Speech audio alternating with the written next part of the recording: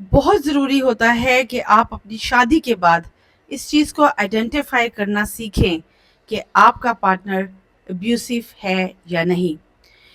پتہ ہے جب لائف میں آپ کسی کو چوز کرتے ہیں تو وہ ایک کینڈی کے ریپر کی طرح ہوتا ہے۔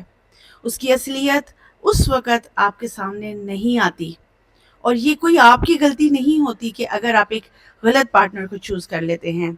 جیسے جیسے زندگی گزرتی ہے، وقت گزرتا ہے، آپ اس کو آزماتے ہیں، پھر اس کی اصلیت آپ کے سامنے آنا شروع ہو جاتی ہے۔ مگر انفارچونیٹلی ہمارے ملک میں اس چیز کو آئیڈینٹیفائی کرنے کا کوئی بھی اسکیل نہیں ہے، کہ اس اسکیل سے مراد کہ کوئی تربیت نہیں دی جاتی، بچوں کو اویئرنیس نہیں دی جاتی، صرف شادی، محبت، پیار، اسی کے گرد ہماری باتیں گھومتی ہیں۔ کبھی کوئی یہ نہیں سوچتا کہ کوئی دوسرا شخص جو آپ کی زندگی میں آ رہا ہے وہ ہو سکتا ہے کسی ٹراما کا شکار ہو، کوئی سائیکولوجیکلی کسی چیز میں سے گزر رہا ہو یا گزر چکا ہو۔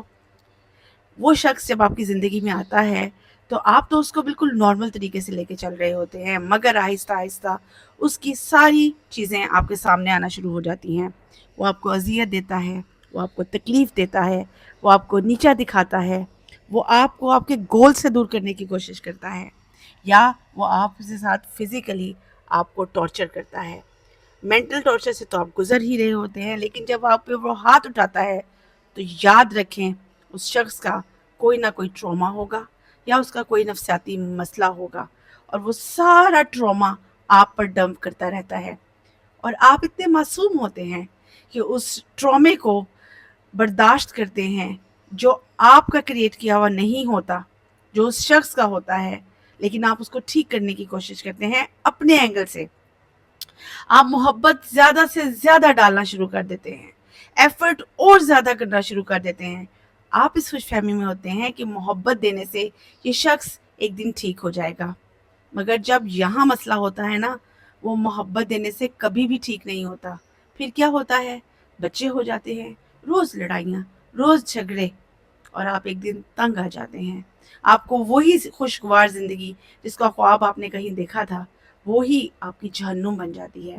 اگر آپ کسی ایسے پارٹنر کے ساتھ رہ رہے ہیں تو ایک بات یاد رکھیے گا، جب تک چیزوں کو جڑ سے ٹھیک نہ کیا جائے، اس بیماری کو ٹھیک نہ کیا جائے، آپ کی محبت، آپ کی قربانی آپ کا صرف ٹائم ضائع کرے گی، اور آپ کو مزید ذہنی تکلیف میں ڈالے گی، کیونکہ جتنی محبت آپ ڈالتے جائیں گے رزلٹ آپ کو زیرو ہی ملے گا۔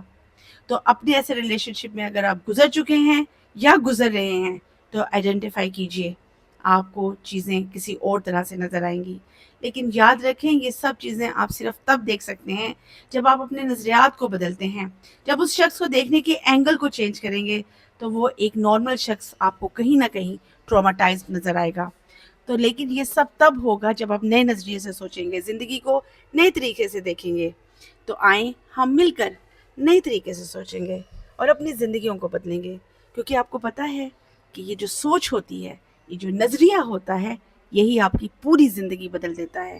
تو چیزوں کو نئے طریقے سے دیکھنا شروع کریں اور اپنی زندگی میں تبدیلی لائیں، ہوش کریں، دوبارہ اپنی زندگی کو ریکنسیڈر کریں، دوبارہ سے ری الائن کریں، ری ارینج کریں۔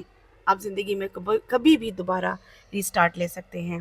تو اب آپ نے اپنی زندگی کو دوبارہ شروع کرنا ہے اور اپنی زندگی کو بہتر بنانے کی کوشش کرنی ہے۔